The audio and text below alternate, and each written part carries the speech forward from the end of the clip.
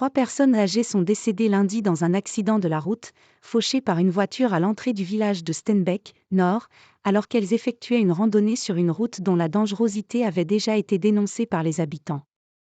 Une 4e personne, dont le pronostic vital est engagé mais l'état stabilisé, a été héliportée vers le CHU de Lille, a précisé à l'AFP le sous-préfet de Dunkerque, François-Xavier Bieville, confirmant une information de La Voix du Nord. D'après les premières informations, un véhicule léger de tourisme a fait une embardée à la sortie du village, a-t-il détaillé.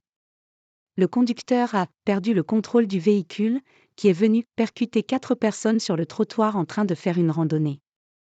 Les 4 victimes sont nées dans les années 50, a précisé le sous-préfet. Le conducteur a été placé en garde à vue.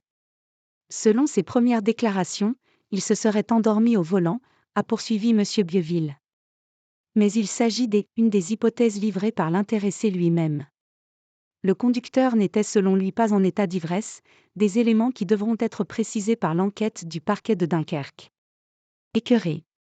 2 des victimes sont originaires de Steenbeek et 2 autres du village voisin de Morbecque, a indiqué le sous-préfet, présent sur place ce lundi matin tout comme la maire de la localité, Carole Delair. J'étais encore en peignoir quand j'ai dit à mon mari, plus il y a un bouchon inhabituel avec un tas de camions plus.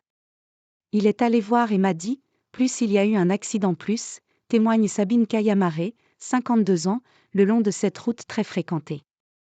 Il y avait 4 personnes à terre écrasées sur la route, dont sa voisine, gravement blessée. Le conducteur était garé là avec un genre de 4x4, la voiture était bien démolie devant, et le gars sereinement posé, au téléphone. J'ai dit, plus mais qu'est-ce qui s'est passé, plus il m'a répondu calmement, plus je me suis endormi, j'ai pris la poubelle plus. Mais c'est pas possible, sa version ne tient pas, estime-t-elle. Je suis écœurée, je suis en colère, depuis le temps qu'on réclame un ralentisseur, poursuit-elle. Avant de s'interrompre et de lancer aux automobilistes, c'est 30 ici. C'est 30. Les 4 victimes, percutées quelques mètres après le panneau de fin de limitation de vitesse, avaient selon elles l'habitude de se retrouver 3 fois par semaine pour marcher ensemble avec des bâtons et faisaient partie d'un club d'aînés.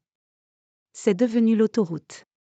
L'une d'elles était la présidente de l'association des retraités, elle faisait des tournois de belote, elle organisait des repas, des danses, elle était très vivace, à 73 ou 74 ans, raconte Pierre Dubois, 66 ans, habitant Steenbeek depuis 20 ans. C'est quelqu'un qui marchait tous les jours, le matin. Au moins une fois sur 2, les gens ne respectent pas les 30 km/h, dit-il. Ici, c'est devenu l'autoroute. L'accident a eu lieu rue d'Air, une voie au milieu des champs, à la sortie de ce village d'environ 1700 habitants, situé en zone rurale à la frontière avec le Pas-de-Calais. Le chemin relie le village à celui de Morbecque, situé à 4 km. L'alerte a été donnée à 8h49 aux pompiers, qui sont arrivés les premiers sur place, a indiqué à l'AFP Nicolas Mougin, porte-parole du service départemental d'incendie et de secours, SDIS, du Nord. 4 ambulances et plusieurs véhicules de secours routiers ont été déployés, ainsi que 2 équipes du SAMU, selon cette même source. Aucun autre piéton n'accompagnait a priori le groupe de 4 marcheurs, a précisé M. Mougin. La route, coupée au moment des constatations judiciaires, a été rouverte en fin de matinée, selon M. Bieville.